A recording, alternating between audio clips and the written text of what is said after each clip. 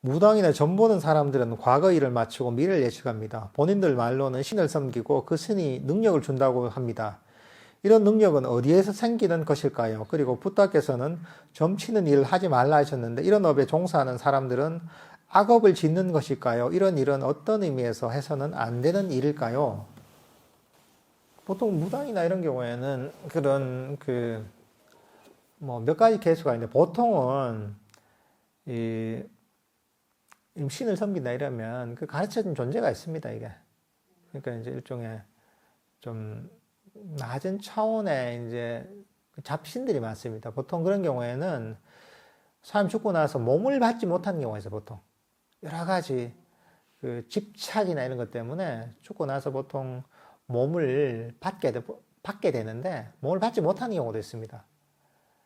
보통 뭐 사람들은 보면 죽고 나서 사람에 따라 다르지만 한 49제 하잖아요. 그 의미가 좀 있습니다, 그게. 대체로 한 그 안에, 그 자기가 인연 따라, 자기 업에 따라 새롭게 몸을 받게 됩니다, 이게. 몸을 받게 되는데 어떤 경우에는 여러 가지 세상에 대한 집착이 많다, 한이 많다 이러잖아요. 그러면 그 자기 인연 따라 몸을 못 받고 오랫동안 떠도는 경우도 있어요. 그런 존재들이 있어요. 그런 존재들 보면 그 무당한테 붙어서 살거나 무당한테 뭐 가르쳐 주거나 전 보는 사람한테 가르쳐 주는 경우가 있어요. 이제 그러니까 보통 이제 차원이 다르잖아요. 그런 존재들이 사는 세상은. 그러니까 보통 사람들이 못 보는 걸 좀 보는 게 있는 거. 특히 뭐 과거를 한다거나 이런 경우가 있죠.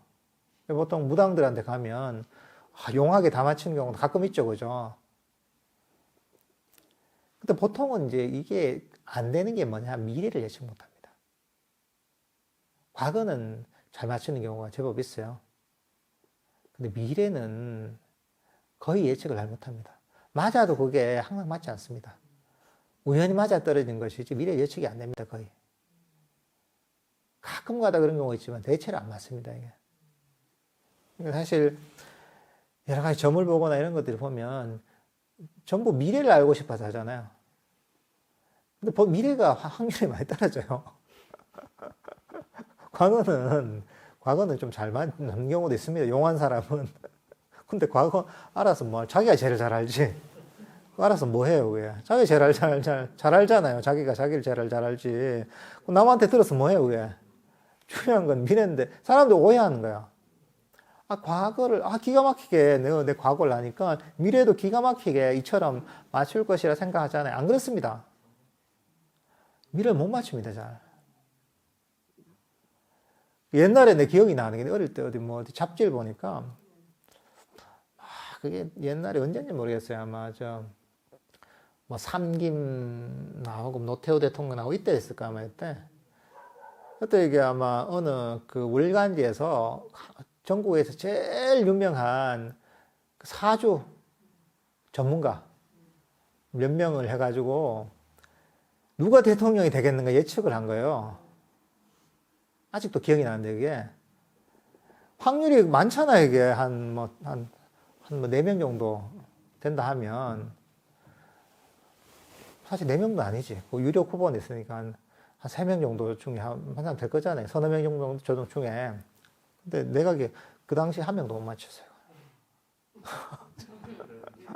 그러니까 이게 신기하잖아요. 이게 확률이 그렇게 높은데도 이게 매칭이 안 되는 거예요. 이게. 그러니까 사실은 그리고 또 때로 맞을 때도 있어요. 문제는 뭐냐면 이게 항상 맞아야지 의미가 있잖아요. 이때는 맞고 이때는 안 틀리면 이게 무슨 소용이 있어요, 이게. 그러니까 확률이 낮습니다, 이게. 그러니까 사실 그게 별 도움이 안 됩니다. 오히려 이 불교 공부를 하는 게 좋습니다.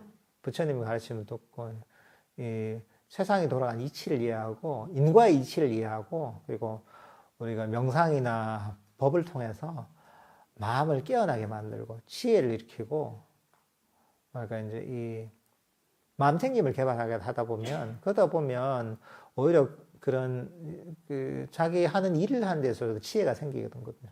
안목도 생기거든요. 사실 그런 걸 통해서 사실은 여러 문제를 헤쳐 나가는 게 제일 좋습니다. 그리고 이제 여기에 문제가 뭐냐면 뭐 단순히 그냥 남들을 도와주기 위해서 뭐 그 정말 도움을 주기 위해서 뭐 이런 업을 한다면 사실 괜찮죠. 정말 그런 의도를 가지고. 근데 그런 분도 있겠죠. 그렇지만 그렇지 않은 경우가 너무 많습니다. 사람들이 어떤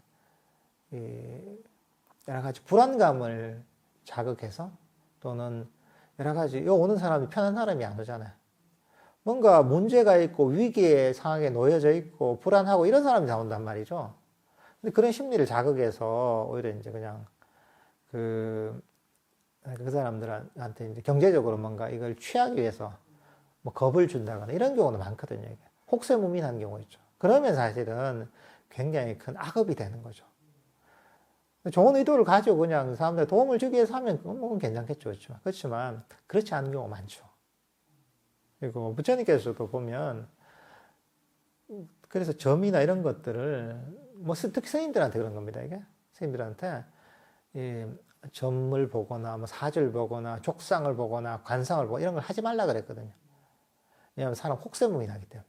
신기한 얘기는 해줄 수 있죠. 이게 골상을 보고 족상을 보고 관상을 보고 사주를 보고 이게 뭐 거기도 나름대로 뭐 이치가 있거든요. 그러니까 그 사람들을 홀릴 만한 얘기를 많이 해줄 수가 있죠. 그렇지만 이게 불교의 본질하고 완전히 어긋나는 거죠. 그래서 사실 부처님께서는 그 신통조차도 사실 금하셨어요.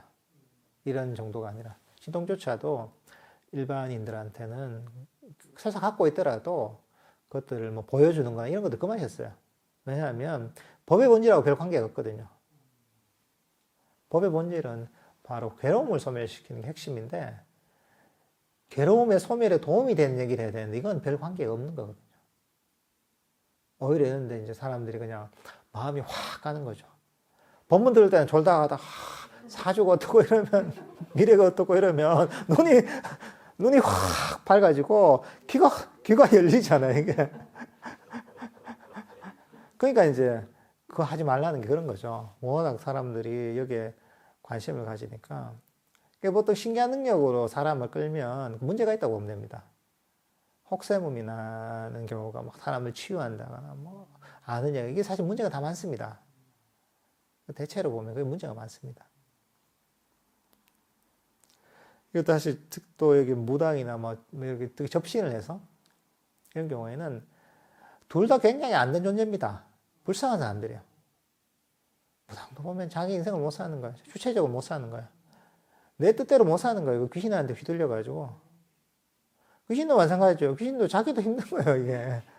아니, 얼마나 힘들었으면 자기 몸도 못 받고, 얼마나 한도 많고, 여러 문제가 많았으면, 연달아 몸도 못 받고, 기생하는 거거든요, 이것도.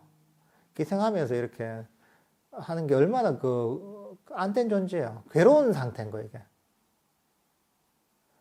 그리고 둘 다 안 된 거죠, 이게. 힘들게 사는 사람한테 무슨 내가 도움을 받아요, 이게. 아이고, 안 됐구나. 이러고 좀 안타깝게 여겨야지.